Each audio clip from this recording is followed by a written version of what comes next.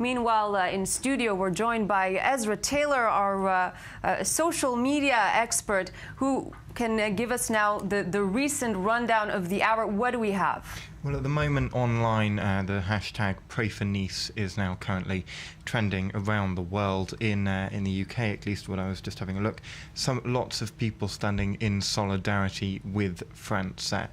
What I'm seeing at the moment is lots of French flags, lots of people with deep emotions for this. We can see this image here, a poignant image which was spotted on Twitter by a user called Chloe Hall. And these images that are being shared around the world at the moment, these images that come across with such deep emotion, and we can see there, what came out on social media last night, people were really surprised and shocked by this, and of course it's just what's being said is the heartbreak online at the moment.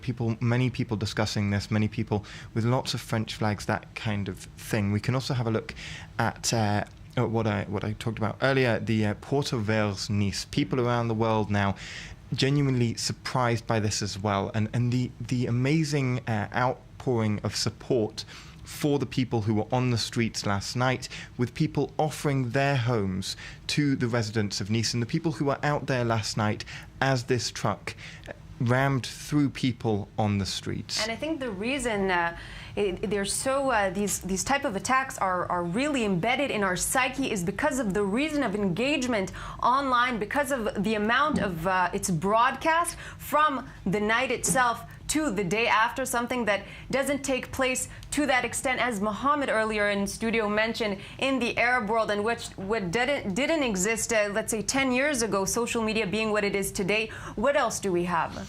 Well, what else we have is this other hashtag that's trending is Recherchez Nice.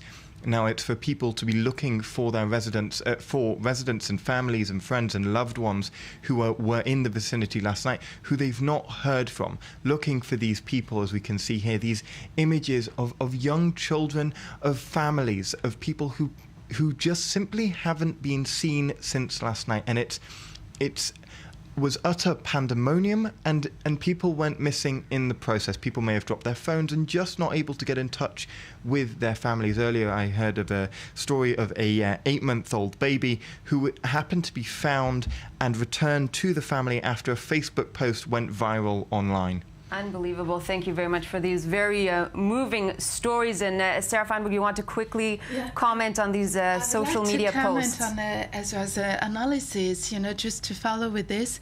What we're seeing is a mainly emotional response, which is a perfectly legitimate moment. Absolutely. We have had it after the Bataclan, we had it after Charlie Hebdo. But what is lacking in France at the moment is a reframing of the narrative towards a narrative of war. Absolutely. And François Hollande, in a way that is completely shocking, seen from Israel, said just that he would send additional troops to Iraq and Syria. We're talking about 500 French soldiers, which is minimal, and a strengthening of the protection by the French police and the French soldiers, which seems to be rather timid measures in comparison with the magnitude of the threats. And much more is needed. I want to thank you both at this point. Sarah Feinberg, Ezra Taylor, thank you for joining me this afternoon. We're going to go now live to Tel Aviv, where our correspondent Ron Friedman is standing by. What's the latest? Hi, Michael. Yes, here outside the embassy in Tel Aviv, you can see it behind me. The embassy, always a secure and fortified location. Today received a bit of extra security in the form of a police vehicle standing opposite the embassy, just to be on the safe side. This is a standard procedure.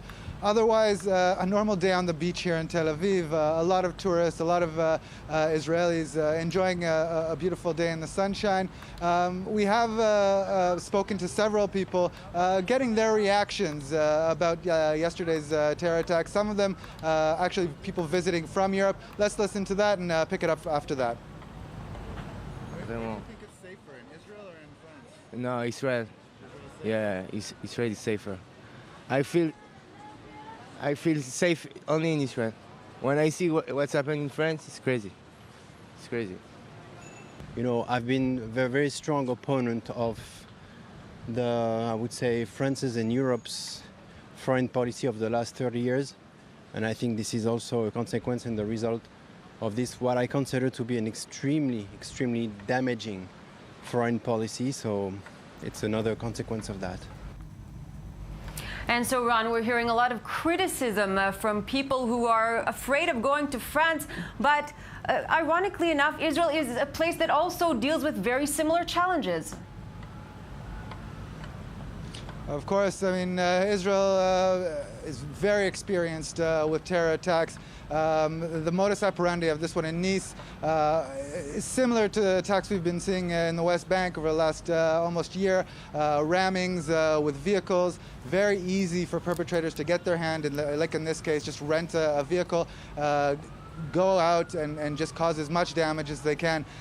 Here in Tel Aviv, like I said, the mood is fine. The only real physical or symbolic gesture that we can see marking yesterday's terror attack is up here on the roof of the embassy, where, as you can see, the French flag flying next to the European Union flag, the French flag flying at half-mast out of solidarity for the victims of the tragedy in Nice.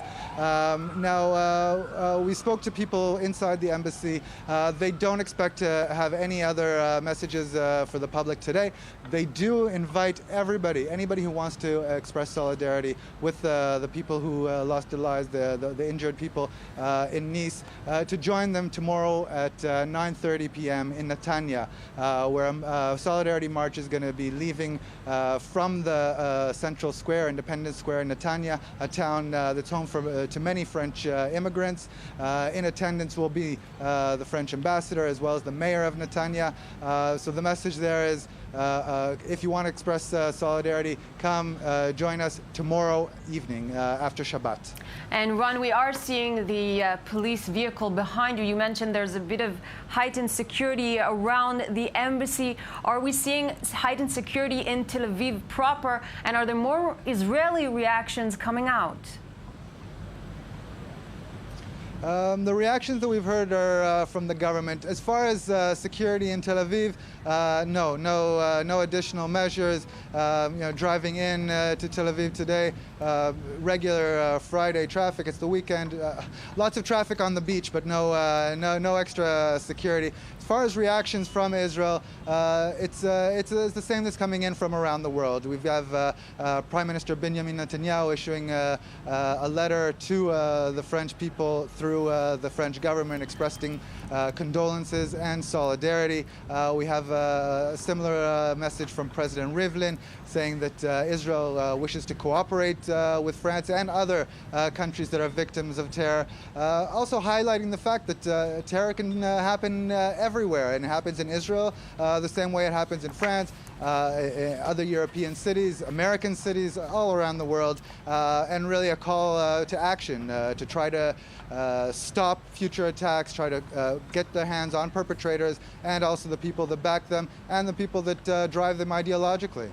Ron Friedman, thank you very much for your updates from Tel Aviv, from outside the French embassy. And I want to thank our viewers for joining us these past 2 hours, as well as our guests. This is the ongoing coverage of the aftermath of yesterday's horrible attack in Nice, which claimed the lives of at least 84 people, 10 of them being children, and we know that 17 are still in critical condition. We saw President Hollande and Prime Minister Valls traveling to Nice this morning. Please stay with us here at i24 News. We'll have continuous coverage throughout the day. Thank you for watching.